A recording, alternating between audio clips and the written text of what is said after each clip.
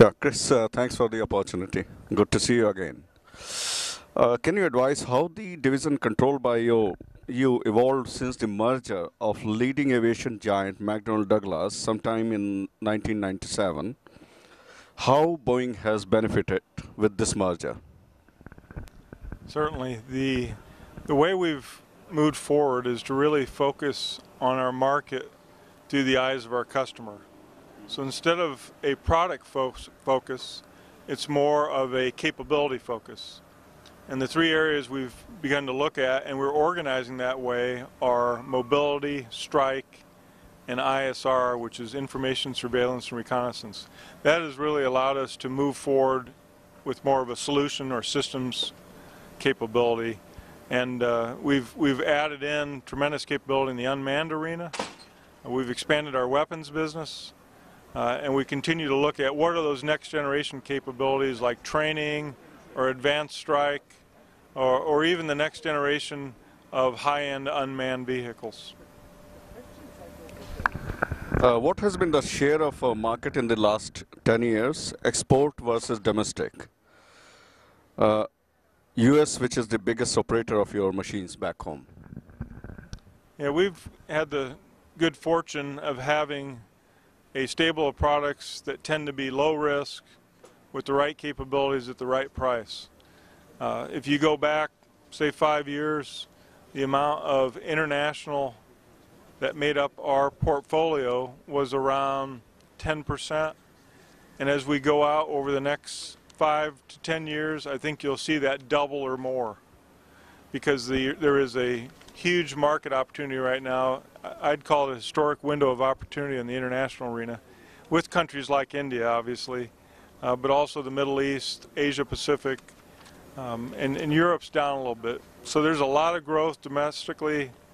There's been a lot of growth domestically. It will be flat over the next 5 to 10 years, I think, but international is really booming. What led the evolution of F-18 as a multi-role fighter for air forces? Is any version of F-18 being operated in US, and since when? In reference to the Super Hornet, which is the F-18EF, E being single seat, F being dual seat, and then the latest derivative, the E-18G, which is an electronic attack version, currently being operated by the United States Navy. There are probably around 350 or so airplanes in their fleet. The earlier version of the Hornet is in 7 international air forces. We've just started to expand internationally with the Super Hornet, the most recent customer being Australia. Obviously, it is in a number of competitions right now, Denmark, in Brazil, in India, in Japan, and we see a lot more opportunities going forward, which ties your last question to this one. We think the fighter market will continue to expand internationally. But it started as maritime air fighter, and it has evolved as a fighter for the air forces. How? The approach that was taken early on was to design from ground up a multi-role fighter. While it does have marinized capabilities, like the carrier hook, like the wing fold, what we found is the inherent capabilities, which gives you the multi-role capability for air-to-air, air-to-ground, the Block 2 capability that was integrated into the Super Hornet in 2007, which brought with it an AESA radar, which brought with it a fiber bus, which brought with it an expanded cockpit in the back seat, really lends itself to both naval version of warfighting and land version of warfighting, or for air forces around the world. Which country at the moment is the largest user of F-18 in Asia? If you look at, we've got a number of countries. You've got, and this is one of those questions that always tests my memory, but Malaysia has F-18s. They're probably the largest. As we move forward, I think India could well be the largest, depending on the outcome of the MMRCA. And then I think there are other Asia-Pacific countries that will look at this capability. We can get you a list of all the countries that have it today. In fact, why don't we follow up, and I can give you the specific numbers in terms of the 7 air forces and how many F-18s they have. Recently, like you mentioned, Royal Australian Air Force has selected a fighter. Any feedback from their side, and what? Well, not too long ago, we delivered our first 5 aircraft. The Royal Australian Air Force has been a long-time customer of the Hornet and now the Super Hornet. They're extremely happy with it. One of the things they like is it very much interoperates with the U.S. forces, both Navy and Air Force. It operates with our allies, and it really does have state-of-the-art equipment for the 21st century and gives them a balanced blend that, again, is the right capability at the right cost at the right time with very low risk. We were able to deliver those aircraft in a fairly short time window to meet their demand. There have been perceptions that the selection of F-18 has been more of political and less of technical success. Is this true? And if not, why? I think while there's always a political element to an international competition, our view is that the F-18 Super Hornet is the most advanced technological multi-role fighter in the world today and will be for a long, long time. I think what we've been able to do with our Navy customer is make the right investments, and you've seen integration of new capability as the years have gone by. So the cost has been coming down, but the capability's been going up. And it's the most capable multi-role fighter today worldwide. So it has not really been the political choice, it has been more of a technical choice still, also on the merits? At the end of the day, you've always got to meet the Air Force or the Navy or the customer's requirements. And as you know, they tend to really push you to have the right capabilities, and without that, the sale will never be made. Can you give a little bit inputs on how the market is responding to C-17? What has been rate of success in terms of sales after the merger of McDonnell Douglas with Boeing? Prior to the merger, the majority of the sales were domestic with the United States Air Force. But as of recent and looking forward over the next 2, 3, 4 years, the international market has started to grow. We've had sales to the United Kingdom, we've had sales to NATO, we've had a number of sales, and now again the Middle East is opening up, like Qatar. India has requested the C-17. We just went through flight trials, and we think we will have a good opportunity on the international front for the next 3, 4, 5 years, which really is a change from how we used to sell the C-17, mainly domestic.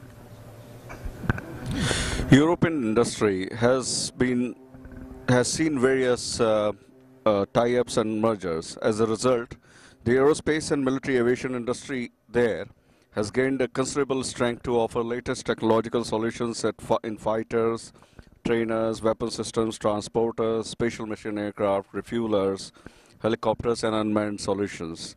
What all step Boeing has taken to counter the threat that might have been arising from time to time? Our key focus is we think we have a competitive advantage if we have warm production lines in the domestic arena. So as you go across that portfolio you just outlined, in the rotorcraft side of the business, Chinook, Apache, Block 3, which is the latest generation of Apaches, and V-22, we've got customers. In fact, we've got multi-year contracts for 2 of those products. If you come over to the fighter side, F-18 continues to go strong. We just signed we're close to signing a 3rd multi-year for the Super Hornet that will extend that production line out to the middle of the decade. You look at C-17, it's the workhorse of the United States Air Force. Unmanned's growing. Then you look at tankers, and we do have some international capability. And as we were talking earlier, the Air Force will make a decision in November, and we're pretty happy about the position we have today in terms of the Air Force tanker. So with that, it has allowed us to expand with derivatives for domestic customers and also derivatives for international customers. And we're able to go head-to-head with our competitors in Europe and in the international arena. And there are certain cases where we've wanted to team with those folks because they do have good capability, and they certainly make it a tough market environment. What is the latest on Boeing's refueling tanker versus Airbus refueler by United States Air Force, wherein Airbus had initially enjoyed a success over your solution? Would you like to elaborate on this? Sure. I have to be a little careful because we're in the end of the competition. But I think if you look at this competition, the Air Force, the DoD customer, has done a very good job of making this a fair competition, keeping it open, ensuring the requirements are clear. There's 372 requirements, and they've taken a very methodical approach that will allow us and EADS to compete. Proposals went in on July 9th, and they've got about 3-4 months to make a decision. And I'm certain that pretty soon we'll start with the dialogue that always goes on during the decision stage. And I think the 767, with the capability it has, is positioned extremely well. And we C-17 progressing very well. What really excites me about the India market is, number one, you've got a customer that is extremely smart. They understand warfighting. They've been in this business a long time. Very easy to deal with. And along with that, you have an industrial base that, while it's not large, the reform measures that the MOD is taking inside of India is really allowing that to expand. So our push not only is to sell the right products and capabilities, but really to find a way to partner with those industries for a long, long time into the future.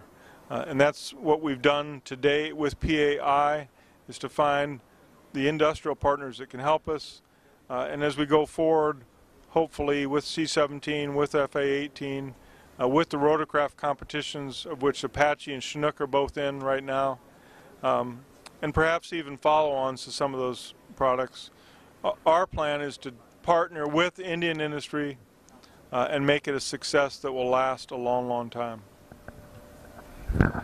Do you foresee India as a partner for any of the 5th generation programs?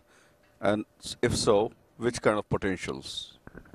I think the Indian customer will need to determine exactly what kind of capability they need. And they've shown in the past, and I think it'll continue in the future, that they will reach out to any country, any company that has the right capability for their needs. And we look forward to just being able to compete. And I think that they'll find with the P-8I, with C-17, with potentially the Harpoon, the Boeing company has begun to provide the Indian Air Force and Navy with rock-solid capability at the right price. Thank you so much, Chris. It's a great interaction with you. Thank you. Thanks. Very much appreciate it.